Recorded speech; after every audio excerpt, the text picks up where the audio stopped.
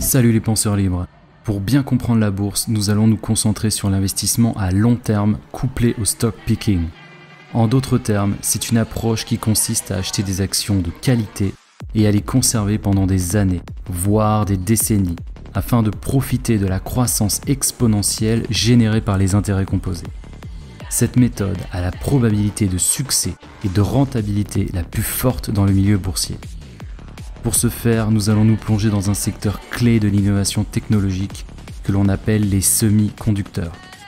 Essentiel à une multitude de dispositifs modernes, allant des smartphones aux voitures autonomes, ces composants constituent la base sur laquelle repose toute l'attention de l'humanité, c'est-à-dire l'intelligence artificielle.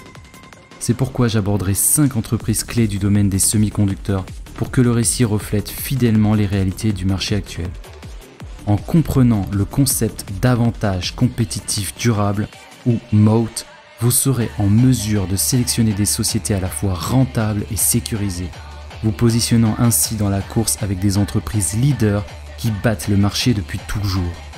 Et bien que ces exemples proviennent du domaine des semi-conducteurs, sachez que ce principe s'applique à n'importe quelle entreprise cotée en bourse, quel que soit son secteur d'activité. Pour illustrer ces concepts, laissez-moi vous transporter dans le monde d'Aqualandia.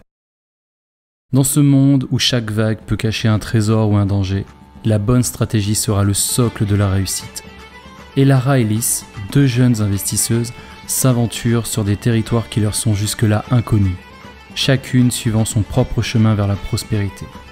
Elara, avec son esprit stratégique et prudent, choisit d'investir dans une île fortifiée, renommée pour sa ressource la plus précieuse, une fontaine de connaissances qui ne tarit jamais, où l'on s'abreuve pour innover à l'infini. Cette île, à la fois solide et bien protégée, devient la pierre angulaire de son investissement, à l'image d'Apple, une société fermement ancrée dans le monde de la technologie. Lys, en revanche, est attirée par les promesses de gains spectaculaires. Elle investit ses ressources dans la flotte royale, composée de navires rapides et élégants, capable de rapporter des trésors exotiques de terres lointaines. Cette flotte, à l'image de Nvidia, incarne l'audace et l'innovation. Lorsque la tempête s'abat sur Aqualandia, les stratégies des 2 investisseuses sont mises à l'épreuve. L'île fortifiée d'Elara, bien qu'ébranlée, parvient à résister, offrant une base solide à partir de laquelle elle peut se reconstruire. En revanche, la flotte royale de Lys, bien que prometteuse, est emportée par des vagues déchaînées, perdant une grande partie de ses richesses dans les fonds marins.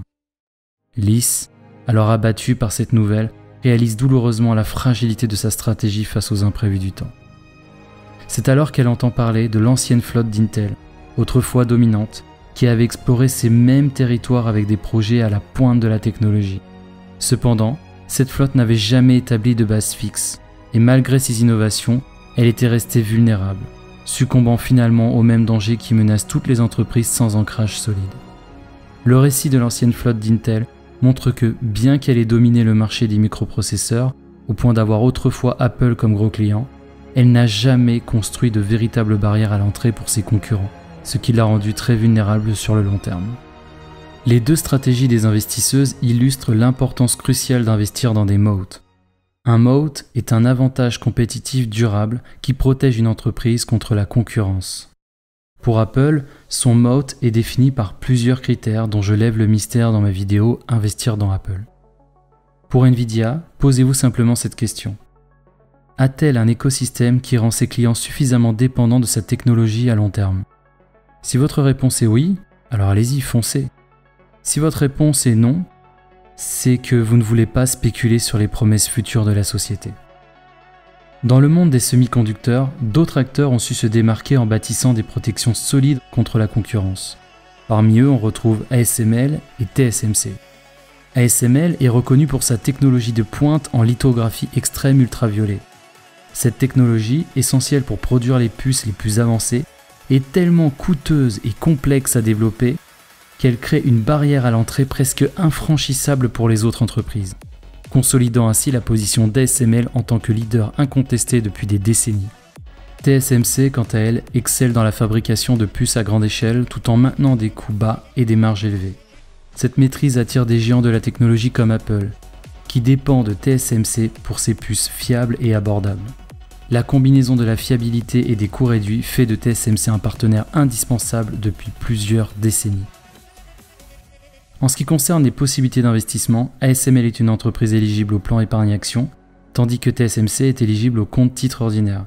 Pour ceux qui souhaitent en savoir plus sur les meilleures options pour investir en ligne, j'ai réalisé une vidéo intitulée « Où investir son argent en ligne ».